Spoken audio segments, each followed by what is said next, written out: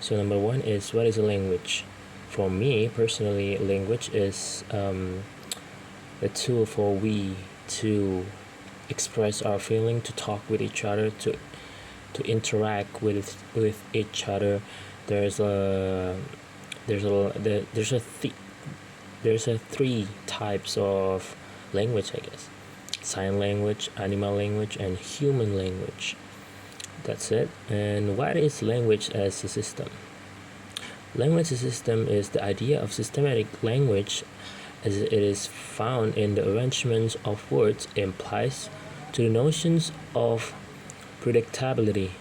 Example, a noun is usually preceded by a determiner. So there has to be a system in the language. If no, it's gonna be real bad because for example, I give it to you like, I will crying touch the sky with the. It is not structure and it doesn't have a system, so that's why it cannot be understand. And then now we move to the number 3. Language is arbitrary. What is language is arbitrary? Arbitrary means bebas. Bebas di sini, what it mean by free is because arbitrary words whose turn meaning are closely connected. For example, talk talk. Oh my god, wait. For example, like talk talk in Indonesia sama, and in English knock knock. It is a little bit the same, right? Actually, this is what Miss Nadia have been taught me.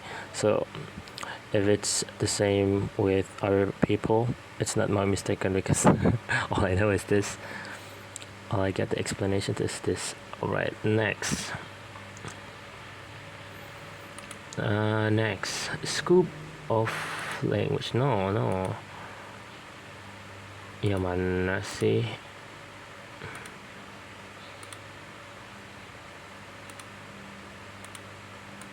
Yeah.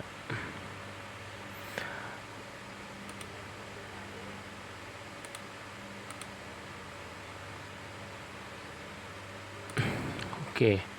Language as social. Language is not genetically transmitted. It is socially, culturally required and or learned. Language is a medium for maintaining a social relationship with each other.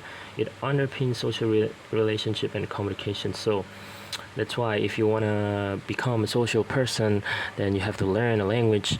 And if you have learned the language, then yeah, it is called a socialize, because you use language to talk with each other, right? So there ain't no way that language is not a social, Alright. Next is, there is a human language and animal language. What is the difference both with those two?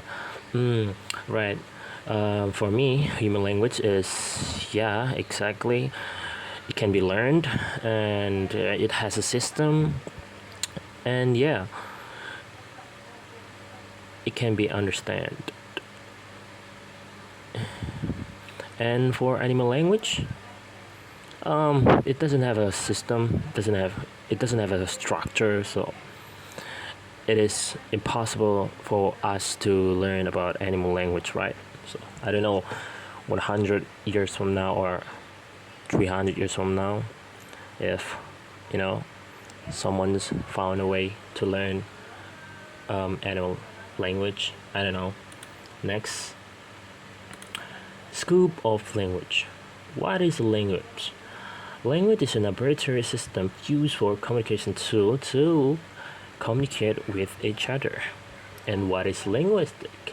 Linguistic is the scientific and systematic study of language.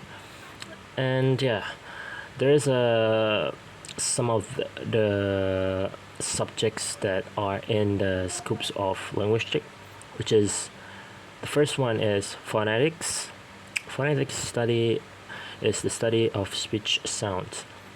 And there is phonology, the study of the organizations and functions of speech sounds as a part of grammar of language.